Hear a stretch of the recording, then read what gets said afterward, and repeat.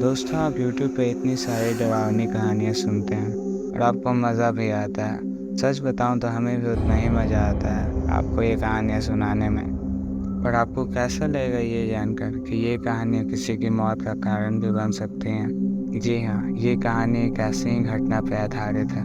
कहानी एक यूट्यूबर की है जो अपने चैनल पर ऐसी ही डरावनी कहानियाँ सुनाता था। तो आइए शुरू करते हैं। मैंने यूट्यूब पे डरावनी कहानियाँ सुनाना तब स्टार्ट किया था जब मैं ये कहानियाँ खुद लिखता था और सभी छोटे बड़े यूट्यूबर्स को भेजता था और उन्हें अपनी कहानियाँ अपने चैनल पर सुनाने को कहता था। पर उनमें से किसी ने मुझे कोई रिप्लाई नहीं किया, न कभी अपने चैनल पर मेरी कहानियाँ सुनाई, कभी ये तक नहीं बताया कि मेरी कहानियाँ कैसी हैं, और यहाँ तक कि कुछ लोग तो खोल के भी नहीं देखते थे। इसी बीच दोस्तों, मैं आपको बताना चाहूँगा कि आप हमें अपनी कहानियाँ ईमेल के थ्रू भेज सकते हैं या फिर कमेंट बॉक्स में भी टाइप कर सकते हैं। हम वो कहानियाँ अपने चैनल पर ज़रूर सुनाएंगे और आपका नाम भी लेंगे। और आपको हमारी कहानियाँ कैसे लगती हैं आप ये हमें कमेंट में लिख कर बता सकते हैं। तो जल्दी करें, अपनी कहानियाँ हमें आज ही भेजें। अब कहानी में आगे बढ़ते हैं। बावजूद इसके कि एक बड़े यूट्यूबर ने मेरी कहानी पढ़ी भी थी और अपने चैनल पर सुनाई भी थी, पर इससे कोई खास फर्क नहीं पड़ा। कुछ महीनों तक ऐसा ही चलता रहा। फिर कुछ महीनों तक इतनी मेहनत करने के बाद मैं फ्रस्ट्रेट हो गया और मुझे समझ आ गया था कि इससे कुछ नहीं होने वाला। तो मैंने सोचा, ठीक है, अगर मेरी स्टोरीज कोई नहीं सुनाएगा तो अपनी स्टोरीज मैं खुद सुनाऊंगा। मैंने अगले ही दिन अपना यूट्यूब चैनल बनाया। मेरी कहानियाँ अच्छी थी, यह कम से कम मुझे अच्छी लगती थी, इसलिए मैंने अगले ही दिन अपना यूट्यूब चैनल बनाया और खुद की वीडियोस डालने लगा। मुझे लगा था ये कितना ही मुश्किल होगा, और मेरे आश्चर्य के लिए कुछ लोगों को कहानी अच्छी भी लग रही थी। मेरा यूट्यूब चैनल बहुत तेज़ी से बढ़ रहा था, इसीलिए मेरे कुछ सब्सक्राइबर ने मुझे अपनी कहानियाँ भेजना शुरू की और मुझे कहानियाँ भेजते थे और अपने चैनल पर सुनाने को बोलते थे। जब मुझे पहली बार किसी ने अपनी कहानी भेजी और अपने चैनल पर सुनाने को बोला तो मेरा पहला रिएक्शन यही था, वाह, सच में? हाँ ठीक है, मैं सुनाऊंगा, ज़रूर सुनाऊंगा। मैं बहुत खुश था। लोग मुझे ईमेल्स के थ्रू अपनी कहानियाँ भेजते थे और मैं उन्हें सुनाता भी था। सब कुछ ठीक चल रहा था। मुझे अचानक कहानियों की कमी पड़ने लगी। अपने दोस्तों से थोड़ी बात करने पर मुझे उन्होंने रेडिट के बारे में बताया, तो मैंने भी अपने अकाउंट बनाने का सोचा, जो मेरी अब तक की सबसे बड़ी गलती साबित होने वाली थी। मैंने अपना अकाउंट बना लिया और कहानियाँ सर्च करना स्टार्ट कर दी। मुझे आज भी वो यूज़र नेम याद है जिस यूज़र नेम से वो कहानी थी, और अब भी मैं उसके बारे में सोचता हूँ तो मैं कांपने लगता हूँ। रात के करीब 1 बज रहे थे। मुझे उस दिन नींद नहीं आ रही थी। मैं अपने डाइनिंग रूम के टेबल में बैठकर रेडिट पे कहानियाँ सर्च कर रहा था, और मुझे जब वो कहानी मिली तो मैं बहुत खुश हुआ। उसमें सब कुछ था, ड्रामा, सस्पेंस, इमोशंस, सब कुछ। मैंने तुरंत ही उसके लेखक को कांटेक्ट किया। पर आज कुछ अलग बात थी। आज मैंने रेडिट में अपने असली नाम से साइन अप किया था, ना कि मेरे चैनल के नाम से, जो कि मेरी सबसे बड़ी गलती हुई। मैसेज भेजते ही मुझे तुरंत समझ आ गया था कि मैंने एक बहुत बड़ी गलती कर दी है, पर मैसेज पहले ही चला गया था और उस टाइम मैंने उतना ध्यान भी नहीं दिया था क्योंकि सब कुछ अब तक ठीक चल रहा था। और कुछ सेकंड बाद ही मुझे उसका रिप्लाई आ जाता है। हाँ, मैं इसी का इंतज़ार कर रही थी। मैंने सोचा कि जिस तरह मैं अपनी स्टोरी किसी से रीड करवाने का इंतज़ार करता था, वैसे ही ये भी कर रही थी। तो मैंने इसे थैंक यू भेज दिया। मुझे कहानी मिल गई थी।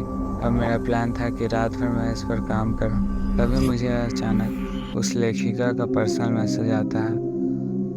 उसमें लिखा था, हाय, मेरा नाम सुजान है, बात करना चाहते हो? या एग्जैक्ट बोले तो, hi, my name is Sujan, want to talk? ऐसे तो मैं काम करने वाला था, पर रात भी हो रही थी, तो मैंने सोचा कि काम कल करेंगे, और इससे मुझे अपनी कहानी दी थी तो बात करने में क्या ही फ़र्क पड़ता। उसके बाद हमारी आधे घंटे तक बात होती रही। मैं थकने लगा था और इसलिए मैंने उसे बता दिया कि मैं थक रहा हूँ और जा रहा हूँ सोने।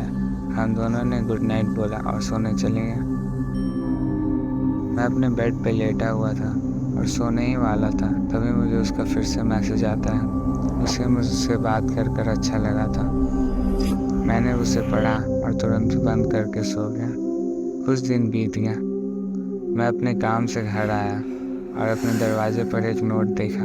उसमें लिखा था, hi sorry I missed you, love Sujan. मैं देखकर हैरान हो गया। लव?